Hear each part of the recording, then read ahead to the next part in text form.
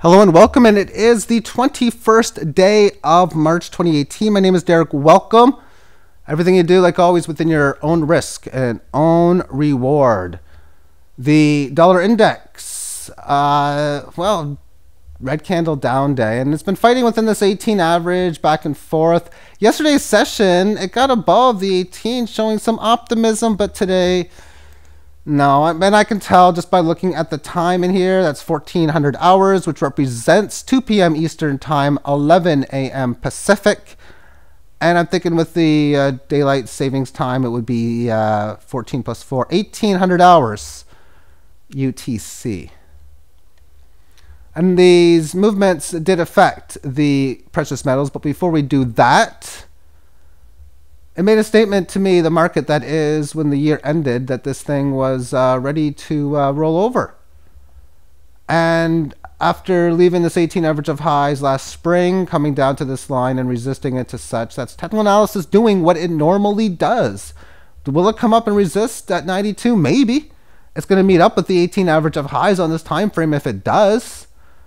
If it just goes down from here, this is miniature support, really. I don't have a line drawn in, but around 83-ish and a pierce below is where I would expect the next market price to go down towards. Fibonacci 61.8% down from here to here is a level that I'd be looking at. I'm not trading this, so I'm not going to calculate this. And most of my viewers actually aren't as well, considering a lot of them are crypto related. If you're watching my video via search, that's most of my videos.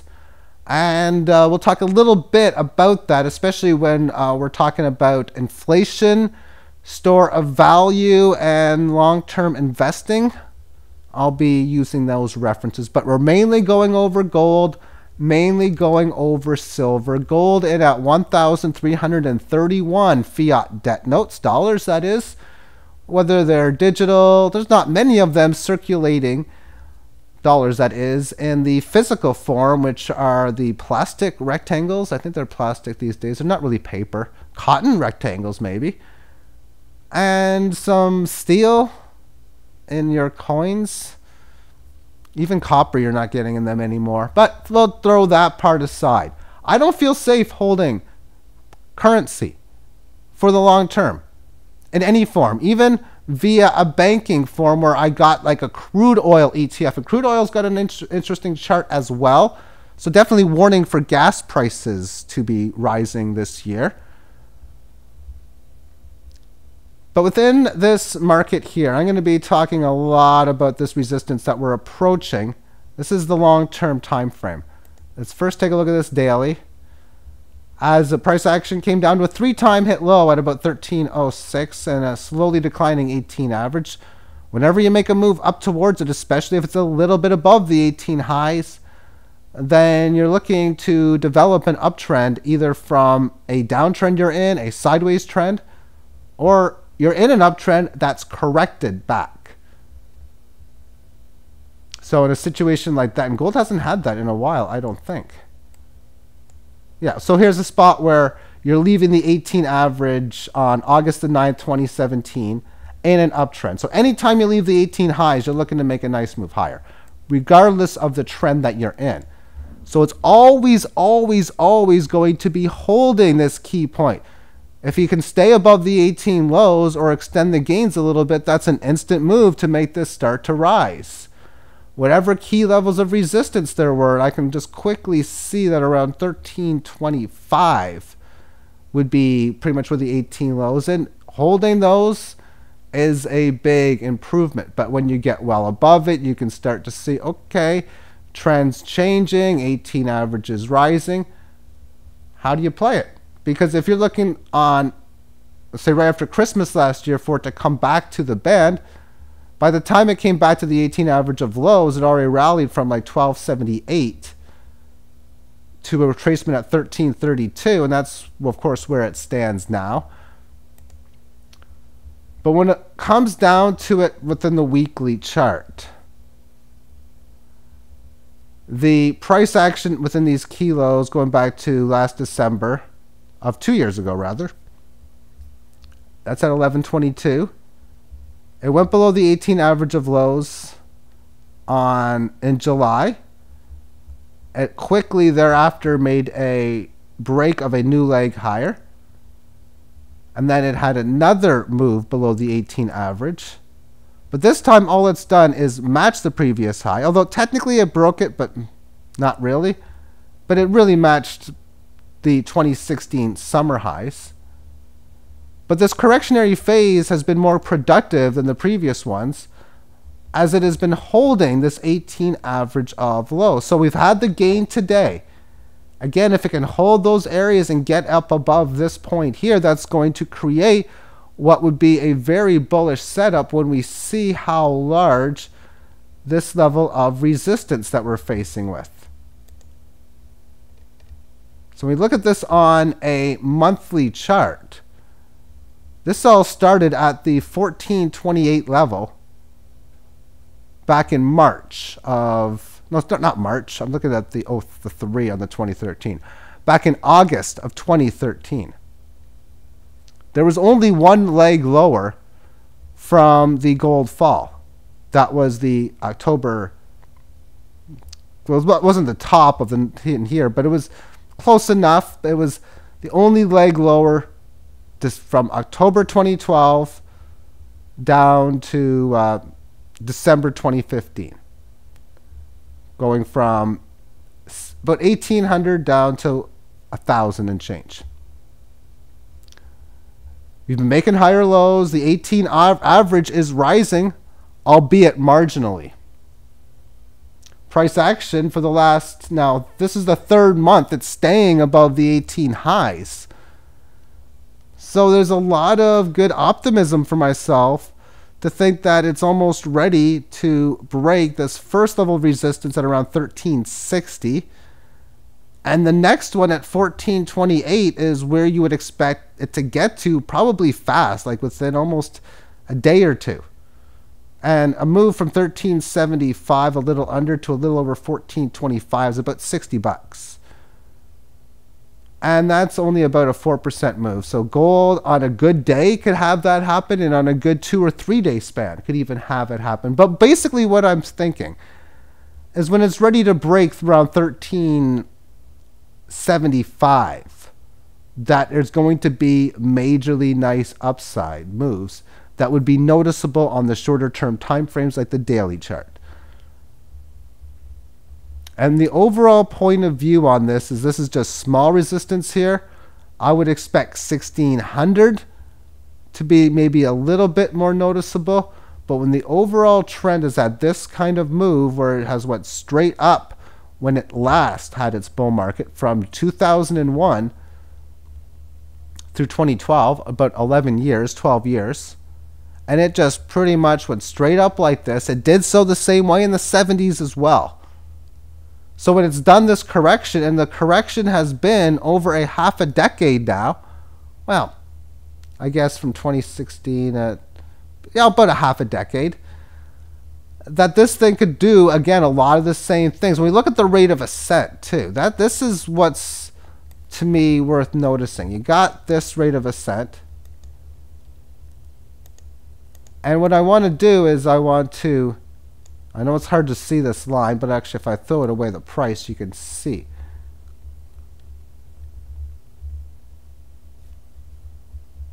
Okay, is this the same rate? Because it looks like the line moved on me. Yeah, it did. So I can fix this by probably using paint. So let's do that. So what I'm going to do is I'm going to draw the rate of ascent somewhere the best that I can. Is not the easiest thing to do, but generally speaking, it's all about the same. See, it's not going at that rate of ascent. It started on its very first rally. And when you start to notice that you have big up moves, and they're either followed through with either more up moves or a little bit of small downward or sideways consolidations, that's when these uptrends will start moving. But I got to line in at 4,000. And using the same rate of ascent, lifting off from around like 600 and something, and copying or mirroring the same rally that took place at the start of the millennium would take us there. So 4,000 is a good chance that the market could break that and take it out, especially if there's fiat currency problems, which makes a lot of sense that there is. Biggest reason because of the mathematical way that it's used or created, and the increased number of people waking up to fiat currency year in and year out, as well as week in and week out. Like every single day there's new people figuring out, oh my goodness, this is a fraud, this system, or they realize, shit, the currency's got no value at all. But we'll finish it off with gold, looking at the monthly chart, but not too many periods. Since this bottom, this is a statement in my book. It's a statement that it wants to revert the trend. There's one thing to get above the 18 average and even stay above it for a couple of turns, periods, 2 or 3 periods, and then fall below. But when you can make it so that when you do fall below, you're successfully supporting the 18 and making higher lows, well, then you're following through with a statement of reversal of trend. And there was a decent sized correction at the end of 2016, which seen the price get below it. But just starting the year off in 2017, it gets up to the 18 average of highs in April, has some support test at the newly rising lows, has a move where it gets above it last August, but it doesn't do too much other than get back to key resistance, comes back lower, close to the 18 lows. But again, when you make a support successful within this, it's always going to be a higher low like this. And now how we're seeing after the rally in January, the down move did stay above the 18 average of highs, and it's now barely noticeable, but still noticeable, breaking above. So the statement is either that of the reversal of trend, and you can expect monstrously amazing things probably when that occurs, or of course the failed breakout, but there's really no signs yet of this 18 average given in, given how well it is holding. Now the monthly chart for silver, so much a different story, but it's pretty much the same as reversal of trend, band 1 flatten out, that did so here, stage 2 establish resistance, stage 3 come back to the band, stage 4 take out resistance, and well, it's getting close on gold to stage 4, but that's not the case with silver, as within its monthly time frame there's band flattening out, establishing resistance, and coming back to the band. 18 average of lows, basically sideways, 18 average of highs, barely declining, but that's because of the lower volatility and more case of rallies just not being as existent while support's holding over the last year or such. And same thing on its analysis. When it has a rally like it does, and it has a good correction, because this correction here, albeit a very good price correction, it wasn't that long for time. There wasn't much movement in a declining 18 average. When it came back to it in January, it failed the resistance test, failed breakdown below the $11, resulted in a fast move up to the 50. But this correctionary move has been more sustained, very low volatility, but a lot of price time. And therefore, when I know it's had a good correction and it's done, that's when I can start saying, oh, this is some spectacular gains that can come. So where you break this and you see price at 25, 27, you can get a lot more excited about next leg potential higher, buying it this time at 27 than you did before, because you'd be in the early stages of this breakout. Now the rally in which it started this decline was extremely long, for almost a quarter century, from the high of $50 in 1980 to the low in 2003. When it reverted its trend, stage 1 was band flattening out, which happened in here. Stage 2, it established resistance extremely large, going from $5.14 up to $8.50, but it correctly came back to the band and had a beautiful break above, but when the trend changes, and I don't think it's going to be quick. It could be. This thing could be at like $23 when in 3 months from now. And it could make $23 in 16 months from now. I don't know.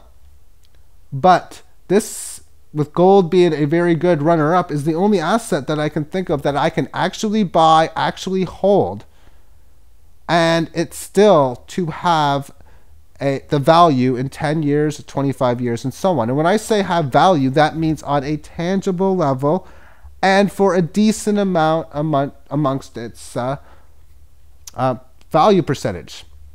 Maybe you might get fractions, but decent fractions of what you would get today. So you might need 10%, 20% more silver to buy a motor vehicle. But I think it's going to work out the complete opposite, where you're going to not only protect your purchasing power, but profit on it, like a lot of people are doing so on the cryptocurrencies right now.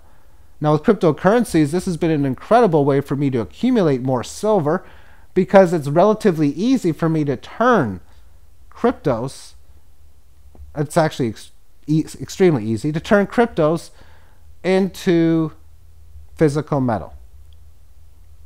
Because there's going to be a time for me where when the prices get higher, people have talked about, oh, I don't want to, it's going to be so hard to sell when it's like 500 or 800. Well, if you can remember selling back in here, there was a lot of more people buying as the prices were going higher than there were back when not much was going on. And well, and there's a lot more people more excited about silver during this mania craze than there is today.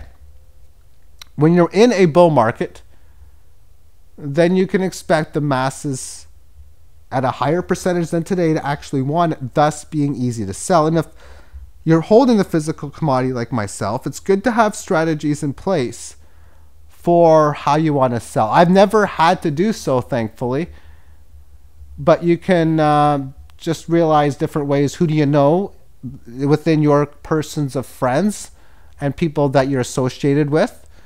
Is there any types of advertisements you could put on the internet, like Kijiji or Craigslist? Which type of silver vendors, coin shops do you know? And there's also, how reputable are they?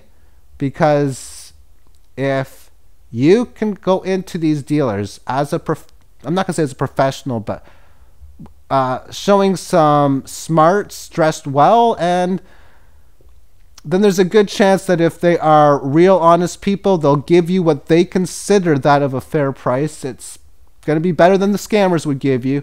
And the scammers, they don't respect people like that too much, it seems. So they're just going to, you're not going to do business with them. All right. So thank you for tuning in to this video, and have yourself a great day. Bye-bye.